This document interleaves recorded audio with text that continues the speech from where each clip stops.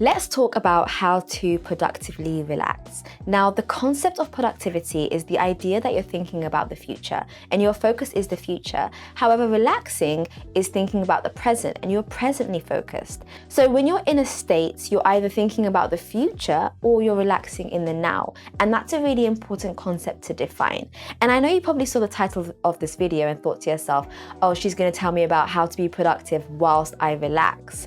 Well, whilst that used to be my mindset, whilst I used to have this, I feel like toxic mentality that says to ourselves that we need to constantly be switched on. We need to be constantly using every hour of our waking day learning something. And if it's not work related, we're listening to a podcast or we're picking up a book and reading it on the train, and we're constantly investing in ourselves. And what I've learned over time is that this is actually quite unhealthy and it leads to burnout. Right? So in today's video, I'm going to be talking about how to relax productively. And by that, I mean how to use the little time that a lot of us have to relax. So relaxing, but in the most efficient, productive way that we can possible.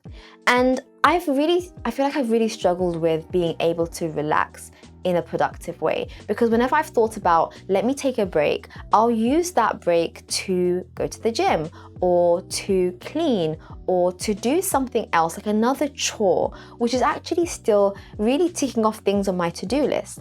And when you relax, you want to be in a state that is both physically and mentally relaxing. So you've completely switched off. So you're not only not using your body, but you're also you shouldn't really be using your mind. And that is how you're able to recuperate that energy and get back to that sort of reset point, which allows you to start again the next day or start again in the next couple of hours to reset your mind and your body. And I talk a lot about productivity on this channel, so if you'd like to see more content like this, then do press the subscribe button to see more from me. My aim is to hit 200k, so let's help me get there. So I've picked up a lot of tips and things that I've implemented within my daily routine, which allow me to relax productively, which mean that I don't burn out. Even with so many responsibilities, with 2 kids, and quite a busy, hectic life, I still am able to prevent burnout by implementing these things.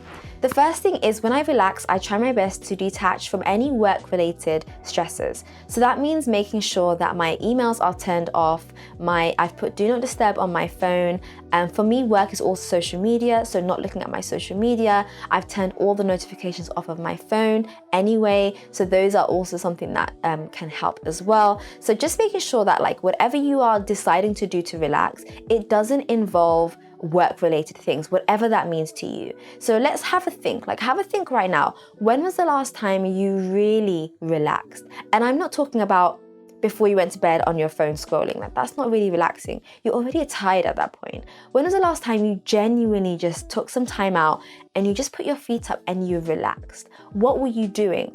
I bet it was nothing to do with your job. The second is a physical activity. Now, a few seconds ago, I just said, don't go to the gym to relax. But what I mean by this is something quite gentle, something that's quite soft and calming to your body. And I like to go on long walks. But one thing that I've changed about these walks is that I no longer listen to anything during it, right? So before, I would think to myself, okay, if you're gonna go for a walk and you're gonna spend half an hour or 1 hour, then surely put a podcast in, listen to it, listen to some sort of audio book or listen to a YouTube video or just do something during that time so it's not time wasted. So what I ended up doing was I wasn't in the moment. I was learning as I was walking. I was taking information in. I was constantly absorbing something, even though I was on this lovely, beautiful, serene, calm walk in the park. We have such a nice park that, nearby our house. But I was actually in this constant learning mode.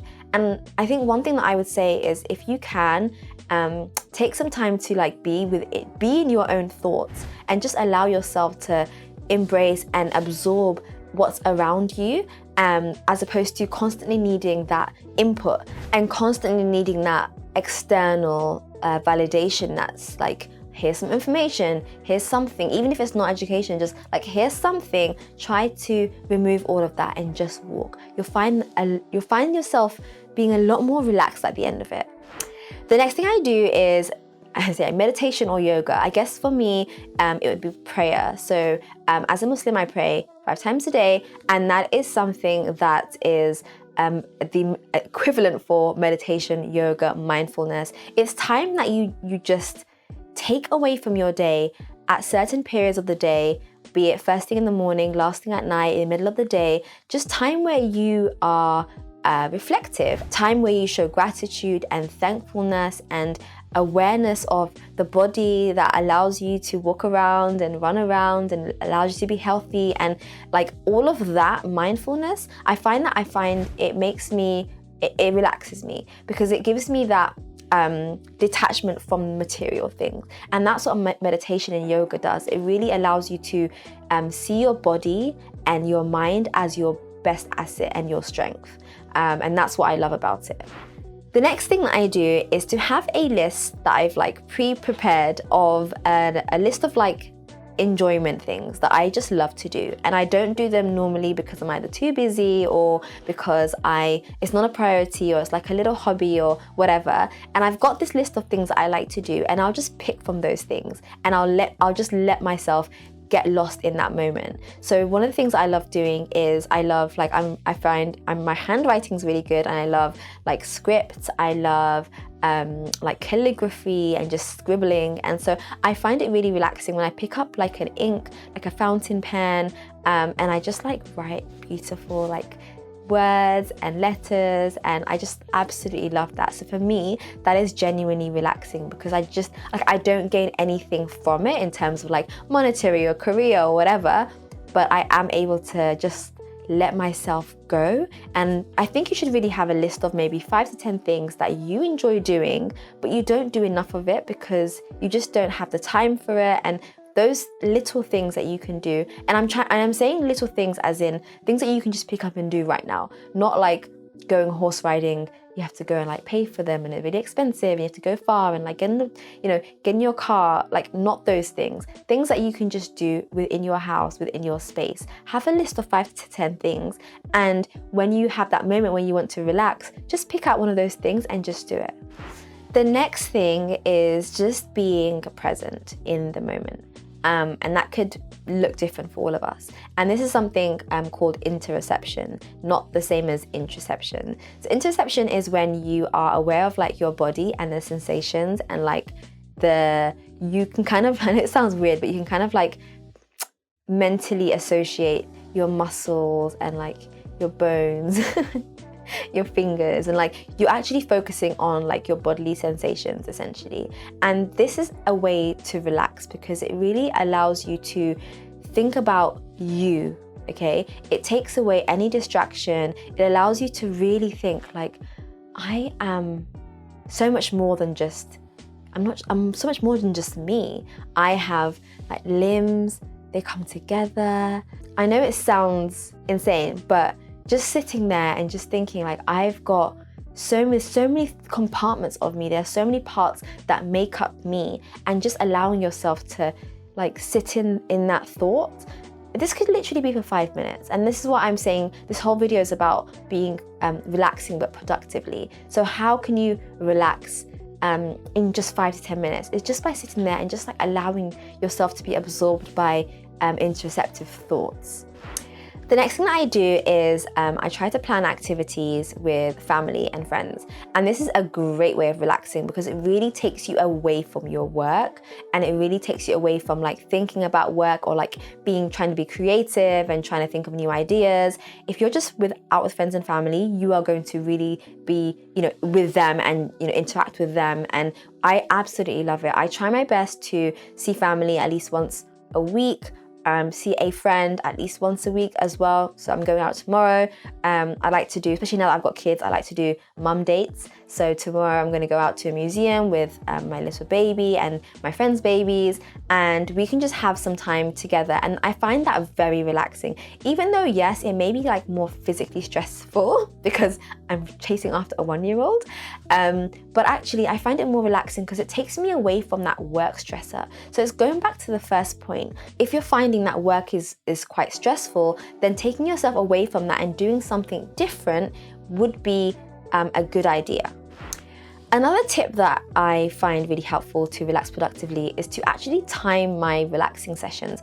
And again, I like, saying it out loud, it sounds like, why would I do that? That just sounds stressful. But actually, by giving yourself a set amount of time to relax and then a set amount of time to work, it just means that you're setting yourself some boundaries.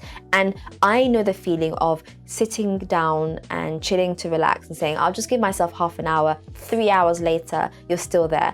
You don't feel good about yourself in that moment. Like, I don't know about you, but if you're 3 hours into a relaxing session that wasn't meant to be that long, like, I feel so guilty. I really beat myself up about it. So having a timer where you're saying to yourself, right, I'm gonna relax for 45 minutes, I'm gonna relax for 1 hour, that's my relaxing time, and after that I'm gonna go and do X, Y, and Z, whatever it is, means that you are giving yourself that defined amount of time, and you can feel great relaxing, just switch off, but then once that time is finished, you can get back onto it.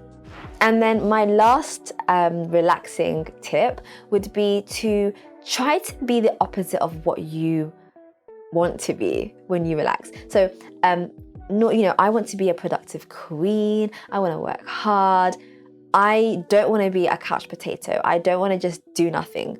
But actually, when you're productively relaxing, you want to be that person, right? You want to be a couch potato. You want to do nothing. So when I think about relaxing, I think to myself, okay, imagine if I did this all day, would I love it? I would absolutely hate it. That is where you want to be because that is a place that you can enjoy for a short amount of time, but for the whole day to do absolutely nothing, like, I would absolutely hate that. So for me, that is how I guess I justify my productive relaxation sessions. I think to myself, okay, cool. It's fine to do it for half an hour. It's fine to do it for 1 hour, but anything more than that, then no. And then I'm happy to do it for that time.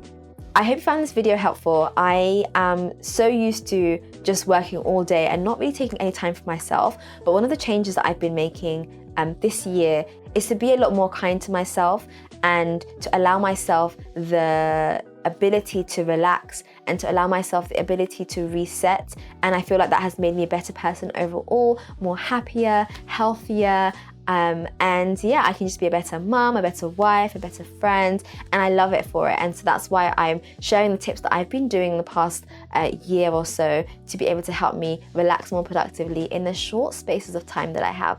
If you have any other tips, I would absolutely love it if you could share it with me and others in the comments down below. And like I said, don't forget to subscribe to see more from me, and I'll see you in my next video.